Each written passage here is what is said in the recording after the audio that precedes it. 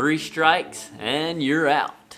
That's the common rule on how many x-ray welds you can bust before you don't have a job anymore.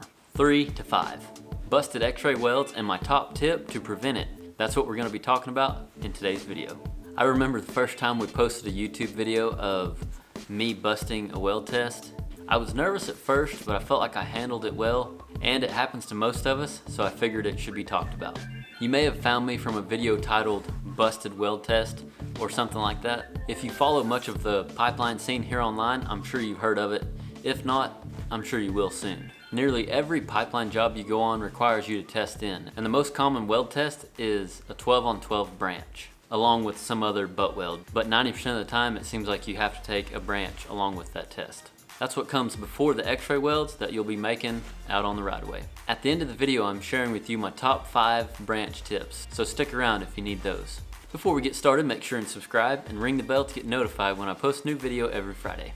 If you don't know me, I'm Austin Ross. On this channel, I like to share tips and tricks for pipeliners and rig welders. Today, I'm going to share with you the first time that I busted an x-ray weld out on the job. I remember it like it was yesterday. No, but really, I do remember it pretty well.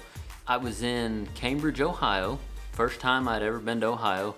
Walked onto this specific job. It was like 5 miles of 12-inch or, no, I'm sorry, 5 miles of 20-inch is what this job was. I went to Ohio with my brother on a different job. We tested in for a different company.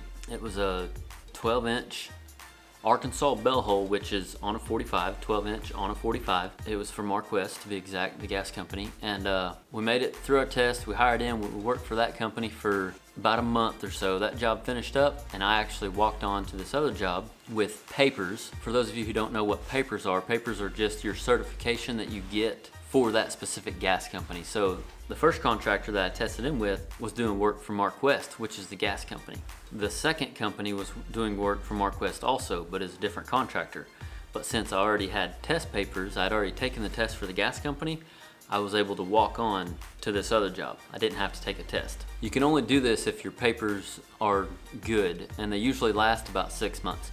But anyway, we can talk more about that in another video. I've been welding for it was in 2013, so to give you an idea, it's 2019 right now. I had been pipeline welding for only about a year, and really I'd been on a lot of fabrication jobs. I'd only been on like 2 mainline jobs before this. So I'd been on a lot of fabrication, not to toot my own horn at all. I'm not that type of person, but I hadn't had any repairs. I hadn't had any trouble, you know, but again, I was on fabrication, slower pace, like I hadn't had hardly any issues, right? Which is good, all except for I started getting this thought of like, man, there ain't nothing to this. Oh yeah, so I go out on this tie-in crew. Made several welds already on tie-ins for this company and 20-inch 375 wall. And we come out one morning and we're tying in, did we tie in? I think it was, which is kind of weird, I'm looking back on it now, it was a hard tie-in to a road bore section. So road bore section is a piece of pipe that's underneath the road, and usually it's only sticking out, I'm saying this far, but it's usually not very far. And we were hard tying into that. For whatever reason, I don't know, usually you would make a weld there first and tie in down the line. But that's beside the point. The bore pipe is usually thicker than the mainline pipe. We made the weld, for some reason we didn't transition it, but again, I was young and green and didn't know. I was like, oh, it'll be fine, because my welding partner said, oh, it'll be fine. So I just said, sounds great. So we welded it up, and my truck was actually, I had to take my truck to the shop or something. And inspector, like I said, we had for, you know, several weeks before this, real cool, you know, knew I could weld, you know, whatever, like pass x-ray, this, that, and the other. What, no big deal. Well, I get back to the job after dropping my truck off or something. It might have been the next day, I don't know. And that inspector said, hey, you got 17 inches of IP. I said, first thing I did was, actually my jaw didn't drop. I said, whatever. I smiled and I said, nuh-uh. I thought he was just giving me a hard time. He wasn't giving me a hard time. It was true. I had 17 inches of IP, which is where I didn't catch the edge. There was a straight line on x-ray. For those of you that are new or maybe have never been in a dark room on the x-ray truck, your weld, you can see your weld on film, but it looks like if it's clean, it'll all be white. You can see like your ripples and stuff, but it'll all be white. And on the section, it's only 20 inch. I forget what the circumference of 20 inch is, but 17 inches is like just under half of a 20 inch, which is all I welded, was half of the 20 inch, you know. So it was a lot of IP. It wasn't even a repair, it was a cutout, guys, a cutout that was already hard tied in. So like, it was like a big deal, right? So all I wanted to do was go stick my head in a hole. Well, okay, let's back up. The first thing I did was, I said, let me see it. I want to see it. I said, I believe you. Once he like told me, you know, it was true and all this, and I was like sweating bullets. I felt like an idiot.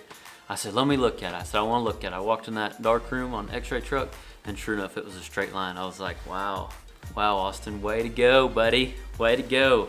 So yeah, it was true. They had evidence. Like I said, all I wanted to do was go stick my head in a hole. I didn't want to be seen. I didn't even want paid for that day. I told the welding boss, I said, you don't even have to pay me. I said, I feel terrible.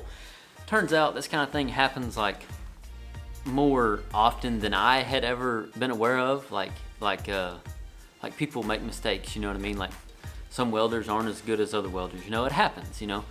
But for me, being young and having to fight my way, you know, to where I was at, you know, being starting in a shop and being self-taught on, you know, downhill welding and this, that, and the other, and just making a good name for myself along the way. And then for the first year or so of welding pipe, I didn't have no issues. I'd busted some tests, but I hadn't busted x-ray.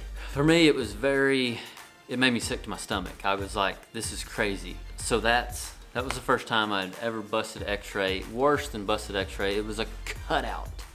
So usually if it's like within a certain amount of repair, like slag or IP or something, they'll just cut into it and make a repair.